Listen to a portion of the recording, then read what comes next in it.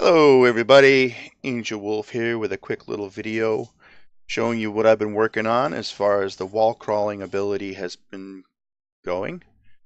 So basically I had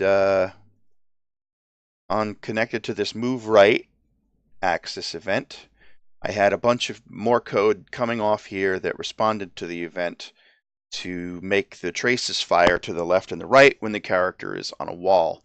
And the traces look for more walls. They look for, inner corners and outer corners, and they're only supposed to fire when they're needed. So it was set up over here, and then at some point I realized that this part here is actually only running on the client because it's an axis input axis movement, which only runs on the client. And the real trick was the fact that this add movement input function is automatically has its own replication built in.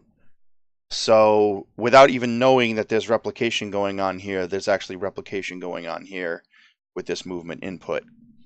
So once I figured that out, it wasn't too hard to figure out how to get the character blueprint to drive the animation based on the actual movement of the character rather than mouse press. And it helps with replication because I didn't have to actually replicate the axis value over to the server, and it could cause rubber banding and things like that. So it is basically just controlled by this now. We just got the movement input. That's what replicated. And added to the event tick of the character. Now this is the first part of the event tick. This is the part that runs pretty much every frame. And it does a couple of things. It basically just sets the camera length. It does the linear interpolation for the camera distance from the character, and then if the right mouse button and the left mouse button are both being held down, it sets this auto run flag to true and turns it off if they're let go. So that's pretty much all it's checking for every frame. Just a couple of simple things. But if the character is in wall crawling mode, it needs to do some more things. It needs to scan for the wall in front of the character, and if it finds that there's a connection between the character and the wall, it then sets it up. So this false here basically means if there's no wall in front of the character, then we got to put him back in. And if he's crawling on the wall, we got to put him back in regular mode. We got to drop him off the wall, turn it off. If it does have a wall in front of him, we have this. We set the two values: the front wall point and the front wall normal. And then depending on whether or not the character is actually crawling on the wall, totally different from activating the power. This means the character is physically on the wall, attached, doing their climbing. This will be false the very first time it runs through, so it goes through false, it sets up the rotation, it turns on a couple of things, locks character movement, puts character movement in flying mode, and sets crawling on wall flag to true. Now in the next frame, it hits this point where crawling on wall is now true, so it continues on and it checks. Now here's where I got stuck because I didn't know how to get the velocity from the character and basically turn it into a clock face on the wall so that depending on what degree of roll was set, I could determine whether the player was moving left or right based on the speed, because the character can move up. He can move straight up, straight down, but he can also move, at varying degrees of left and right. And we want the trace to run at any time the character puts any kind of pressure on left and right to make movement happen. So it gets the velocity, which if the character is moving on a line, it's basically going to be a vector pointing in a specific direction. And then we make a rotation from that using the character's forward vector. That makes this basically a clock face rotation that we then get the roll value of. That roll value is between 0 and 180, which flips over to negative 170 on the other side. And that is what drives the traces. Now, if I made the notation here to make it a little easier to follow. 0 is up, 180 is down, 1 to 179 is right, and -1 to negative 170 is left. And the traces only run when it's right or left. So this is what sets that. The first check is to see if the character is actually moving. If the character has a vector length along the velocity, that means there's actual movement, and this is what checks for that. So if the movement is not zero, then it's true, then we just stop the frame right there. If not, it goes into false, and then it checks. If it's zero, the character is moving straight up, which means we don't need to run any traces left and right, so again, it falls off. And if the character is moving straight down, it's 180, which again makes this true, and it falls off. But if the character is going at any other value between the two, it's gonna go to false. And then we're going to use this check right here to see if it's above or below zero.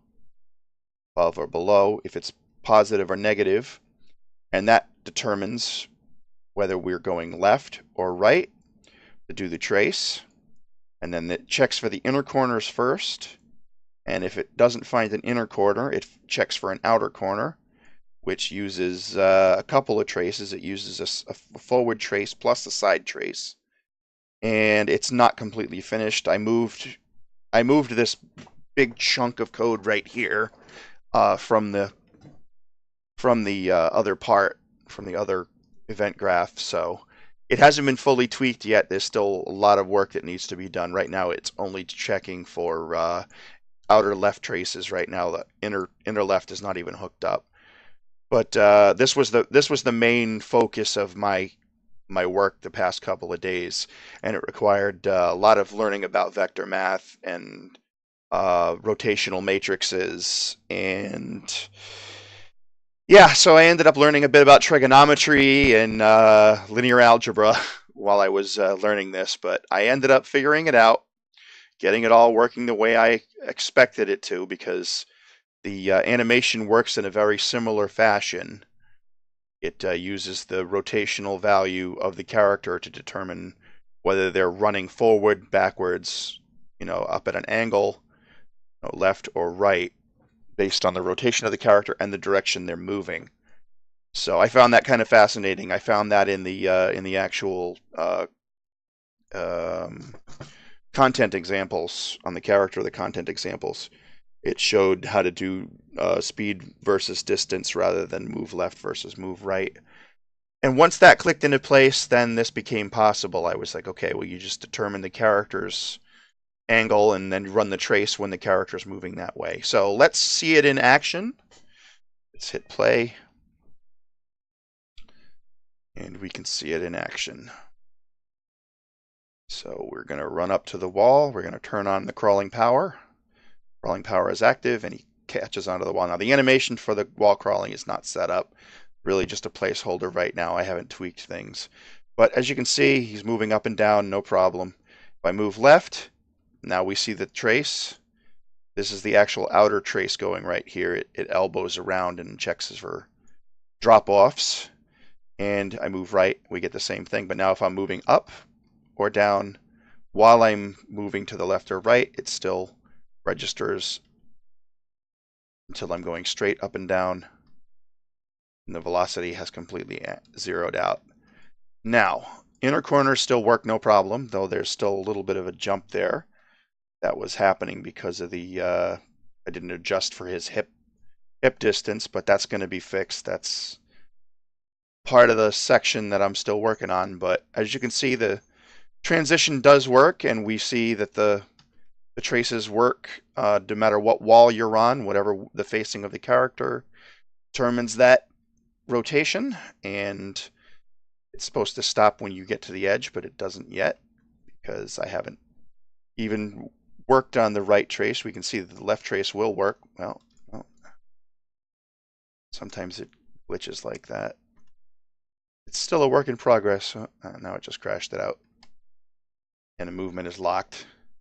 Let's start it again because I've been tweaking a couple of things to really get to it, and I set up some locks and things like that to stop the character movement. But let me show you on a left wall. It's going to stop as soon as we hit. Boom.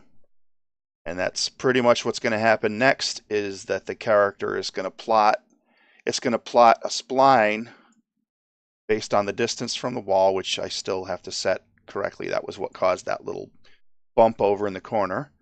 Excuse me.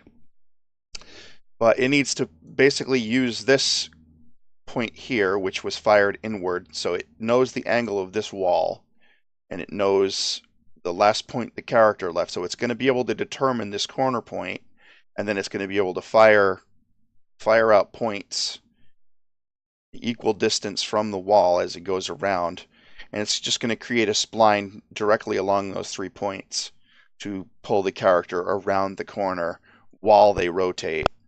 But it's still being worked on. As I said, it's a lot of different things that have to happen, which is why the code looks like this right now. I'm still refining it and dealing with the breaking of the vectors and the rotators. So, yeah, that's pretty much what I've been up to, and I will get working on that.